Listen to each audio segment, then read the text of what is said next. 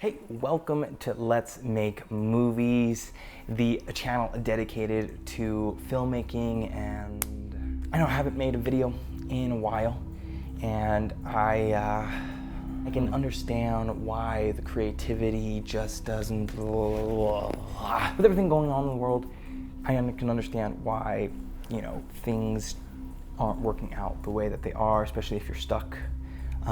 You can't really get together with friends to shoot projects and stuff like that. And it's important to not feel like you are getting, I have a collection of what's up, everybody?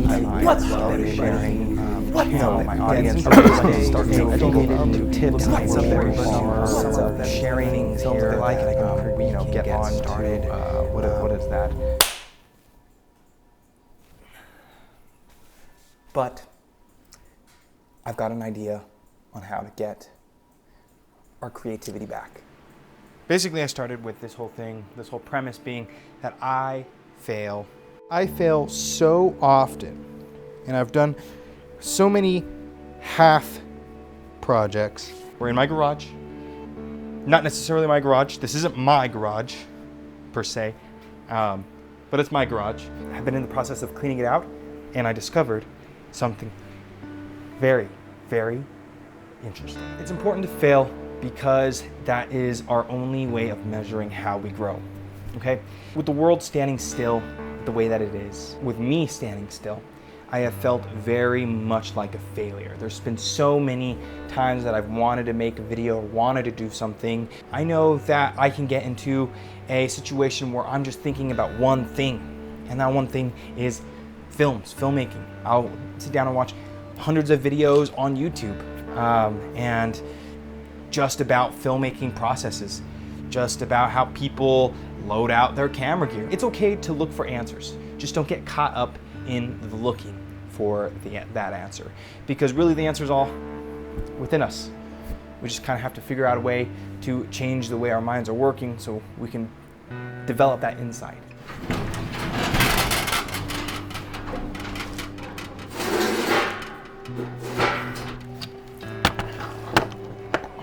I will say that while cleaning out this garage from its past owner, we've been finding some fantastic old books, and one of the books that I found may have the answer to what has been my problem.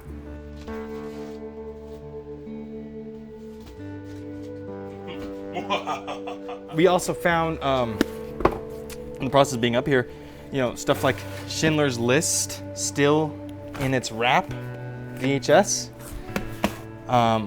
Let's keep looking.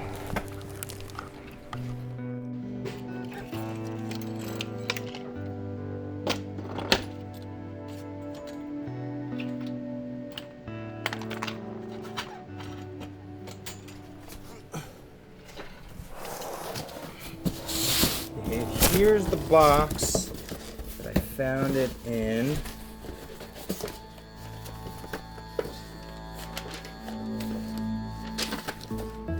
Yeah, so stuff like this is what I was finding. So it said, could Spencer have been a Royal Archmason of the Knights Templar? And then some more weird writing in the Sonnet of the Fairy Queen, old book. What is the old book? The Fairy Queen by Edmund Spenser. Going through this book and looking through other stuff, I can't seem to find the map to the ingredients. I think maybe I had taken it outside. So I will say that the last owner has some interesting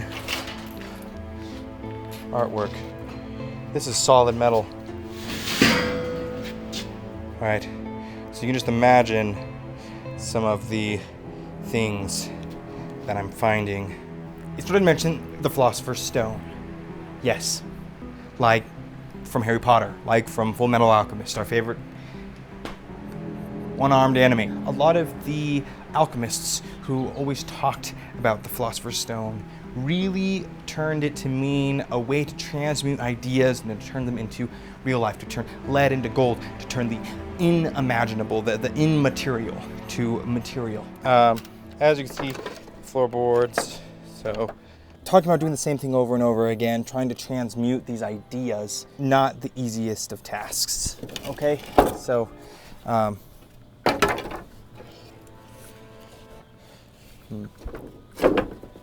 you know, the types of movies that I typically enjoy are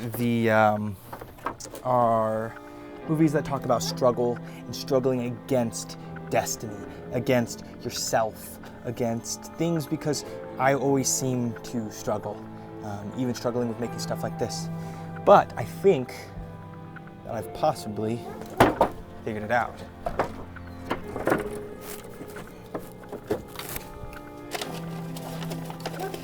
All right, I found it.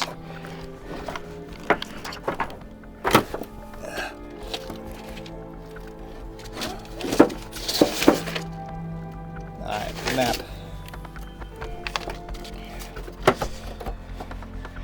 I didn't mean to leave it out here.